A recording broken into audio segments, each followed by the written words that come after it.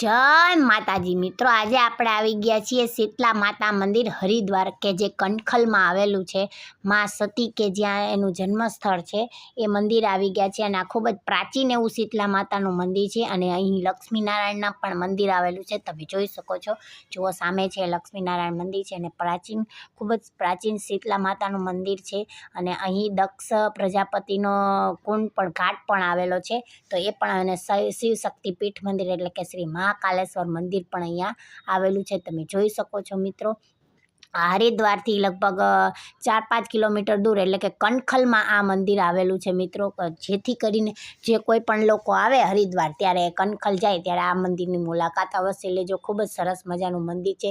જો અહીં મહાકાલી દેવીના મંદિર છે. અહીંયા બધા દુર્ગાના નવે નવ સ્વરૂપના તમને દર્શન થશે. તમે જોઈ લેજો મિત્રો. જો આ એક શિવલિંગ સરસ મજાની આમ મહાદેવનું મંદિર આવેલું છે. એ પણ ખૂબ જ સરસ મજાનું મંદિર છે મિત્રો. તમે જ્યારે પણ આવો ત્યારે આ મંદિરની મુલાકાત અવશ્ય લેજો. રાધે કૃષ્ણ છે, માતાજીના સ્વરૂપ પણ અહીંયા આવેલા છે બધા, એ પણ તમે જોઈ શકશો. જુઓ શિવ પાર્વતી, રાધે કૃષ્ણ બધા જ ભગવાનના દર્શન તમને અહીં થશે. પણ જ્યારે આ યજ્ઞ કુંડ છે મિત્રો, કે જ્યાં યજ્ઞ કર્યો હતો દક્ષ પ્રજાપતિ, અને એના પણ અહીંયા તમે જોઈ શકો છો. ગણપતિ ભગવાન પણ છે.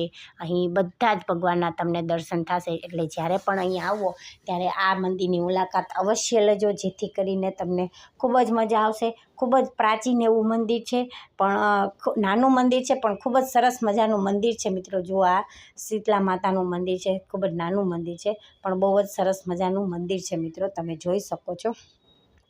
નાનું મંદિર છે પણ સરસ મજાનું, અને ખૂબ જ સરસ મજાનું મંદિર છે મિત્રો.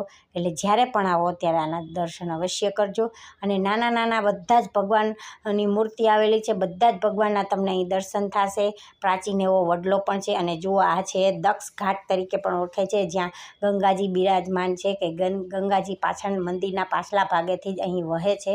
એટલે અહીંયા પણ ઘાટ આવેલો છે ગંગાજીનો. અને ઘણીવાર લોકો અહીંયા પણ બેસે છે, ગંગાજીના દર્શન કરે છે. શાંત સ્વભાવે ગંગાજી અહીં વહી જાય છે. તમે જોઈ શકો છો. સરસ મજાનો ઘાટ પણ આવેલો છે, જોઈ લો. જે લોકો અહીં આવે છે જો, અને તે ઘાટની બાજુમાં જ ગંગામાનું મંદિર પણ આવેલું છે, તમે જોઈ શકો. જો આ ગંગામાનું મંદિર, અને આ દક્ષેશ્વર મહાદેવજી છે કે જે પંચાયતી અખાડા તરીકે ઓળખાય છે. કણખલ આ એનું જ છે પણ મિત્રો, એનો પણ તમને સાથે સાથે દર્શન થશે મિત્રો. જોઈ લો, આ દક્ષેશ્વર મહાદેવના મંદિર પણ થશે, તમને દર્શન થશે મિત્રો. કે જ્યાં દક્ષ પ્રજાપતિએ યજ્ઞ કર્યો હતો અને મા સતીને બોલાવ્યા નહોતા, એટલે કે મહાદેવનો તિરસ્કાર કર્યો હતો અહીંયા.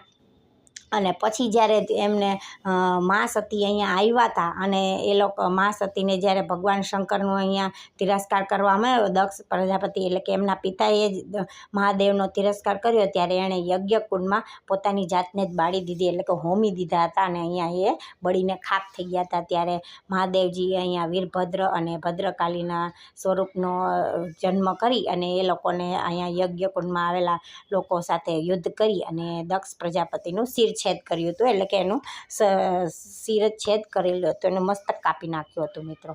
એટલે આ એ મંદિર છે મિત્રો. જોઈ લો, અહીંયા બધા જ માતાજીના સ્વરૂપના તમને દર્શન થશે.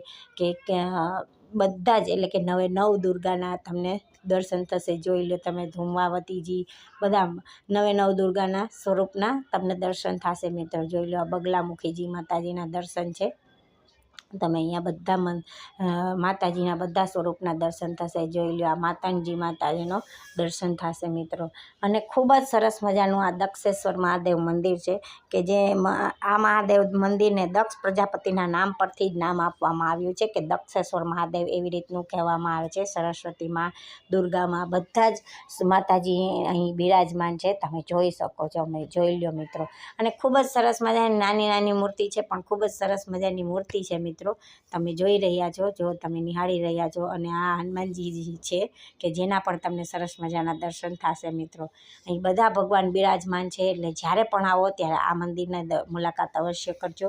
કણખલમાં જ્યારે જાઓ ત્યારે આ મંદિરની મુલાકાત અવશ્ય કરજો, કારણ કે આ જોવા જેવું મંદિર છે. એટલા માટે કહીએ છીએ. રાધાકૃષ્ણ પણ બિરાજે છે, સાથે સાથે બાલગોપાલ પણ બિરાજે છે મિત્રો. તો જો આવા જ વિડીયો ગમે તો મારી ચેનલને લાઈક કરજો, શેર કરજો અને સબસ્ક્રાઈબ કરવાનું ભૂલતા નહીં. નહીં અને બેલ આઇકન દબાવી દેજો, જેથી કરીને નવા વિડીયો આવે કે તો તમને સૌથી પહેલાં નોટિફિકેશન મળી રહે.